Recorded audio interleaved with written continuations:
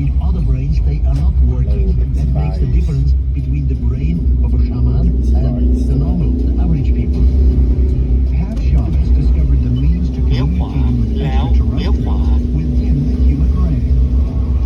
And does this suggest that similar powers might exist within all of humanity? Powers that we have yet to fully realize. As we settle into the 21st เลี้ยวซ้าย century, our craving to be connected with what we used to know, what we can know again, and how unlimited we are as human beings is something that we're all เส้น seeking. 800 เมตร And it is เลี้ยว through ขวา the power of shamanism. It is with the help of these intermediaries that we can begin to experience this again. Shamans were always bringing advanced knowledge and leading humanity forward. They represented healing, and they represented expansion of our consciousness. If these shamans are really in contact with some kind of extraterrestrial god, then we can see how these ETs have been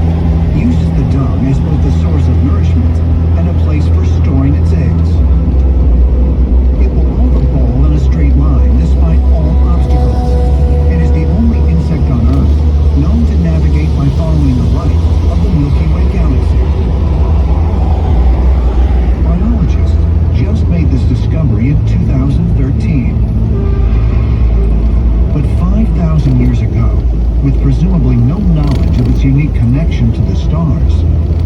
The ancient Egyptians held the scarab as a sacred symbol, representing a link to the gods. Interesting that a great civilization could pay so much attention to a little bug, but it appears constantly throughout the Egyptian temples and hieroglyphics as a very frequent image. At the Temple of Karnak, overlooking the sacred lake, where the pharaohs received their coronation, a giant scarab beetle stands watch, representing the Egyptian god Khepri. The Egyptians saw the sun moving across the sky during the day. Also around the desert sands, you'd see beetles moving balls of dung. And so the Egyptians thought that the force that moved the sun across the sky was a giant scarab beetle god, Khepri.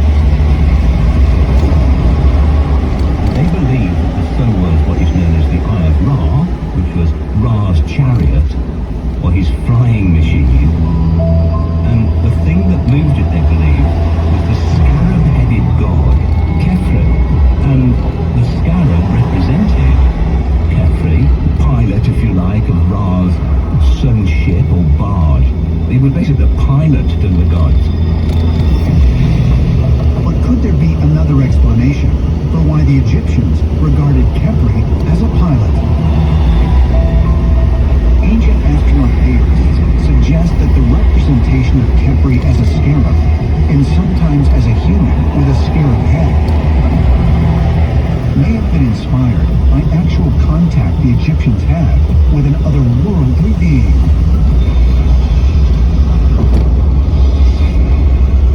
One has to wonder whether or not these beings actually existed, because the ancient Egyptians were incredibly proud in carving their history into countless of walls.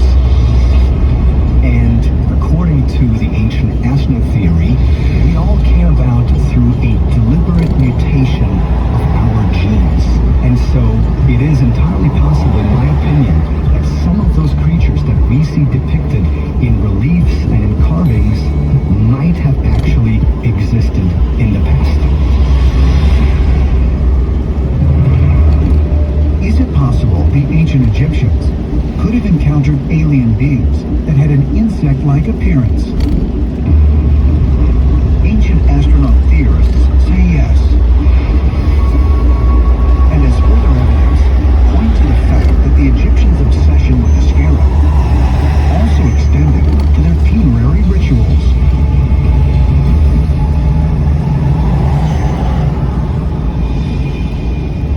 The Valley of the Kings, Egypt, November 1922. Archaeologist Howard Carter discovers the tomb of King Tutankhamun. Among the treasure trove of artifacts found inside is the young pharaoh's breastplate, which features a scarab as the centerpiece. The scarab is made of a yellow silica glass stone procured from the Sahara, originally formed 28 million years ago, when the sand was superheated by a comet strike. But why would the ancient Egyptians place a scarab, and one sculpted from material produced by a cosmic event, at the center of their pharaoh's funerary breastplate? Curiously, scarabs always played an integral role in the Egyptians' mummification process, often included during the wrapping of the body. In between those wrappings, the Egyptians put a number of charms which served not just a preservation function but a magical function. There was a heart scarab, which was placed on the body. We also find other scarabs sometimes knitted into the linen of the deceased. The scarab was thought to be critical for the resurrection because of its power and necessity for it to be present when the sun rose in the morning. The idea is that the soul or even the body of the person that had departed was carried by scarab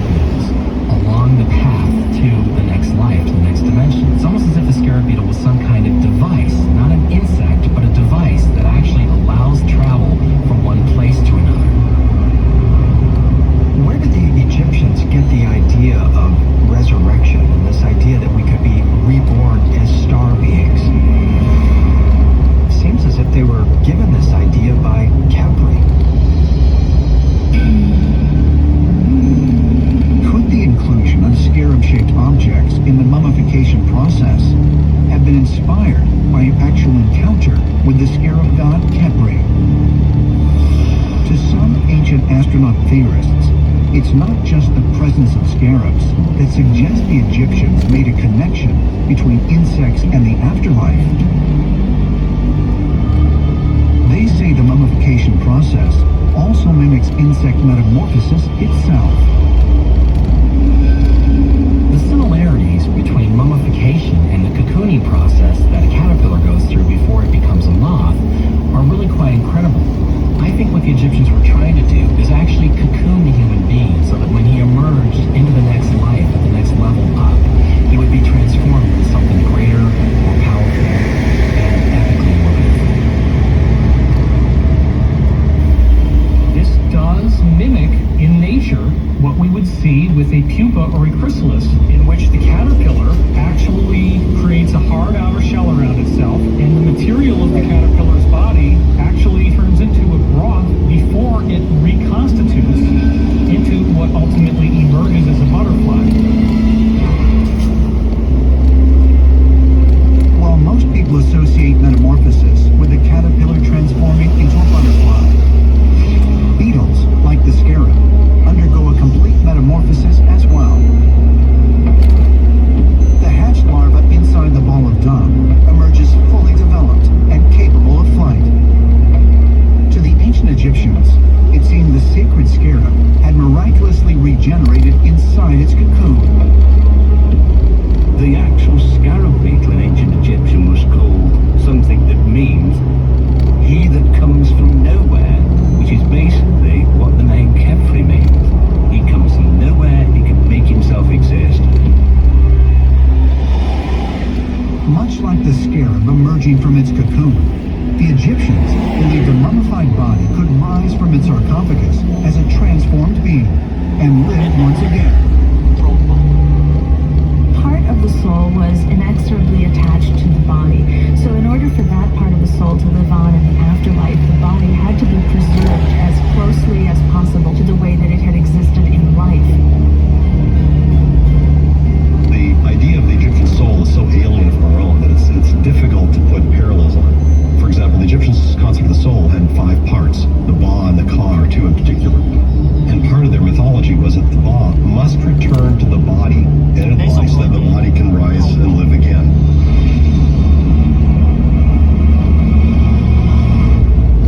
It's possible that the mummification process was some kind of replication of this process that the extraterrestrials went through, and even the possibility that the mummies themselves were going into some kind of larval stage and suspended animation where they would emerge eventually into some kind of new body like the extraterrestrials did. While the scarab dominates Egyptian symbolism, another beetle common to this part of the world, the Buprested beetle, has a direct tie to the Egyptians' most important god, Osiris. The Buprested beetles, when bothered by a predator, actually tuck their legs up and lie perfectly still. And the way they hold their limbs is very similar to the way Osiris would be represented in some tomb paintings. Well, it turns out the Buprested beetle is found in the tamarisk wood, and that is the wood that comes from a tree that was part of the Osiris legend, actually because of the Dejan pillar. And when Isis split this pillar, she found Osiris inside, and this beautiful beetle inside. And so it's quite possible that this beetle may have a relationship to the mummification process. But does the ancient Egyptian worship of a beetle really suggest an encounter with insect-like extraterrestrials? Could they be mimicking misunderstood technology? Or might there be another explanation? Perhaps further clues can be found in the numerous ancient stories of ant people.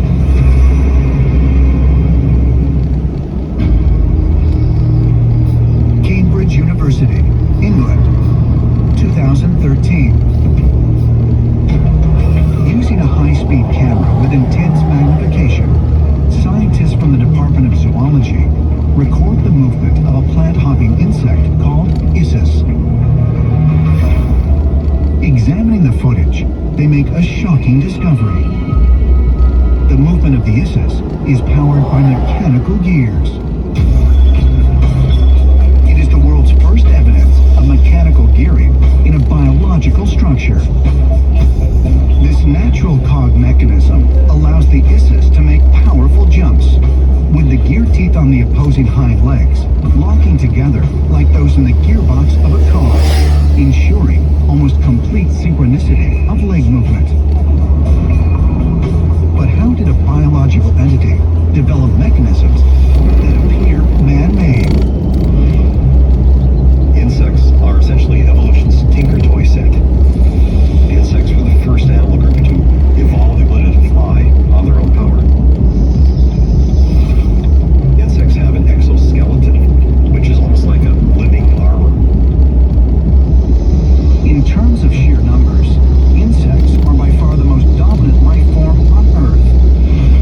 And with over 1 billion different species, they also remain the most mysterious. Insects appeared on the Earth over 400 million years before humans appeared on the Earth.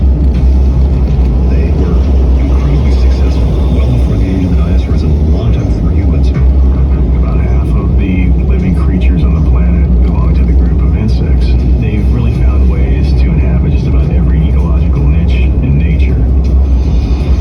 They have compound eyes, which in some cases they can see into the ranges that humans cannot, like ultraviolet. They have a very sophisticated sensory system that makes them different from what we can perceive. For example, insects taste, smell, and feel with the hairs of their body. When they land on you, they're smelling you, they're tasting you, they're feeling you. There are upwards of 1 million species of insects in the world so far. So we may think of ourselves as being special, but in reality, insects are the most successful animal group that's ever evolved. In the more than 400 million years that insects are believed to have existed, no bug has thrived more than the ant. Ants are among the most successful animal groups that we see on the face of the earth. 1 out of every 4 individual animals on the face of the earth is an ant. Ants are incredible insects, and they're highly evolved. In size and appearance, ants and humans could not be more different. But interestingly, in many ways these tiny bugs are more like us than any other creature in the animal kingdom. Ants have a social system where they have a division of labor. You have a reproductive queen. You have males that mate with the queen. You have sub-reproductives that can leave the colony and start new colonies. Then you've got a series of workers. And then there are specialized workers. They're soldiers that can actually protect the colony if they're under attack. So they're rather intriguing with regard to their behavior. But how is it that the behavior of ants mirrors that of humans in so many ways? Is it simply coincidence? Or could ants and humans be more closely related than we think? Ancient Greece. In both Homer's Iliad and Ovid's Metamorphoses, there is a group of warriors known as the Myrmidon, who were born of mysterious origins. According to the Ovid, King Aeacus of Aegina pleads with the god Zeus to repopulate his plague-ravaged country. That night, he dreams that ants fall from the branch of a tree and turn into men. He awakes the next morning to find his dream has come true. The story of the Myrmidons is that they were ants made into warriors. They were said to have fought with Achilles at Troy, and they were very effective. The descriptions of the ant people are very, very accurate in terms of the behavior of the insect, the ant itself. They were very loyal, they moved together as one, almost in a hive mentality. The Myrmidons were thought to be the first to develop ships and to sail under their own power. This ability to be organized like an army comes from the ants marching in a nice linear fashion. The idea about being the first to sail comes from the ants' ability to raft. Ants will get on the surface tension of water and lock legs. Other ants will climb on top, and this little mound of ants will float around on the surface of water. In the case